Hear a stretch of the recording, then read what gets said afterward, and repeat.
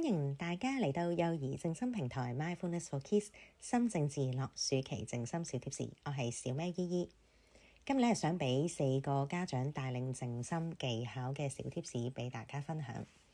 第一係心，第二係動，第三係多，第四係聽。心動多聽就係呢4個貼士。心，我哋講緊初心，喺我哋做靜心 Mindfulness 嘅時候，我哋好多時都會提及初心。我哋能唔能夠以我哋好似第一次去觀察、第一次去感受呢個初心，去睇我哋當下升起嘅任何念頭或者感受呢？我估呢個有時咧，我哋家長同小朋友一齊生活好多時候咧，我哋會有時覺得某啲嘢咧，我哋有過往嘅經驗會限死咗我哋視覺。但係可以邀請大家，就算我哋做一模一樣嘅活動，每一日都係你嘅女兒、你嘅仔仔喺面前，我哋嘅互動都可以唔一樣。我哋能唔能夠以一個 fresh eyes、一個 beginner's mind 去感受我哋每一個嘅相處同埋每一個嘅靜心活動呢？第二個心係心法。我諗我哋咧喺陪孩子學靜心重新做起的教養裏邊有52個遊戲，當中好細緻咁樣同大家講一啲技巧。但我相信講到最尾，我哋帶領專注靜心活動嘅時候，技巧只係一般大家都容易學到嘅嘢，反而我哋有冇着重呢個心法呢？我哋會唔會都明白到原來我哋想做靜心活動嘅時候，係想讓小朋友同我哋都安穩平靜，或者享受當下嘅呢一刻呢？所以有時活動嘅形式未必需要跟足每一個遊戲嘅步驟，反而我哋仔細去睇下小朋友當下佢嘅經驗係咪已經靜落嚟，或者已經達到我哋所講我哋好希望同佢共同經驗嘅專注呢一刻呢？第二係動，我諗我哋同小朋友做靜心活動嘅時候呢，我哋都會加入唔同喐動嘅部分。雖然傳統可能我哋講緊做正念靜觀嘅時候呢，好多時都要坐定定去做，但係我估喺生活當中，我哋有時講喺個活動係咪在呢一刻，其實就算你係喐緊，只要你係平穩安靜，知道好有覺察自己做緊啲乜嘢嘅時候，其實就算動緊嘅時候都可以一個專注嘅時刻。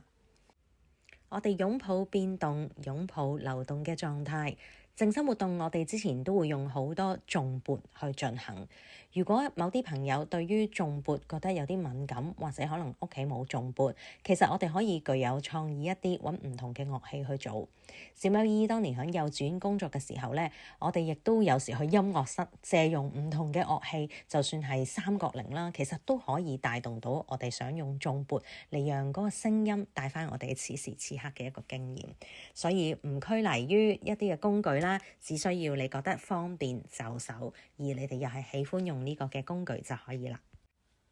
第3點係多，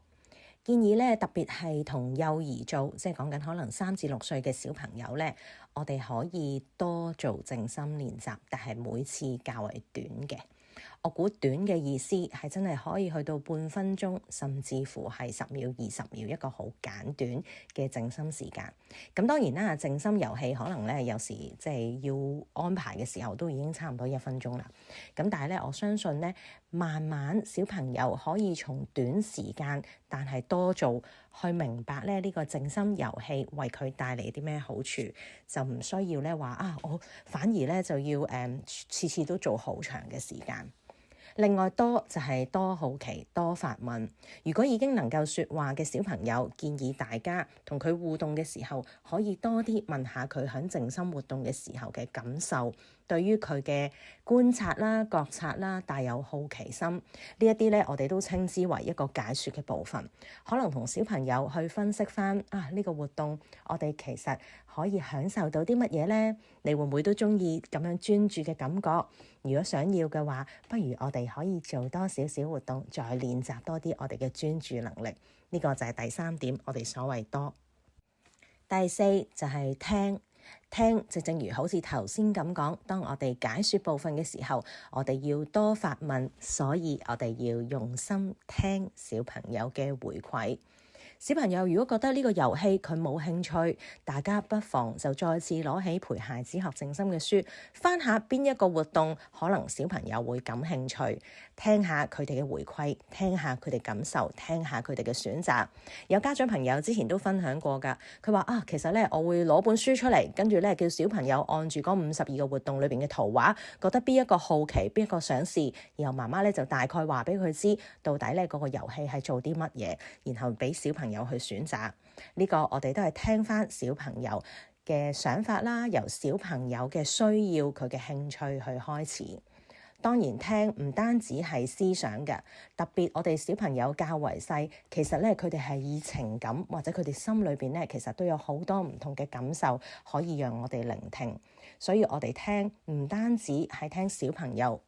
口中講嘅説話，我哋亦都同時間聽下佢個內心係咪都同我哋一樣參與緊呢個靜心專注嘅活動？會唔會佢都聽到寧靜嘅聲音，聽到佢自己內心嘅需要？我相信呢個部分的而且確係我哋想陪孩子學靜心當中能夠帶到佢哋一份禮物。今日小喵姨姨為大家送上4個心靜自然樂嘅靜心小貼士：1係心，2係動，3係多，4係聽。希望大家咧喺暑假當中同小朋友練習專注靜心嘅時候咧，都可以派得上用場。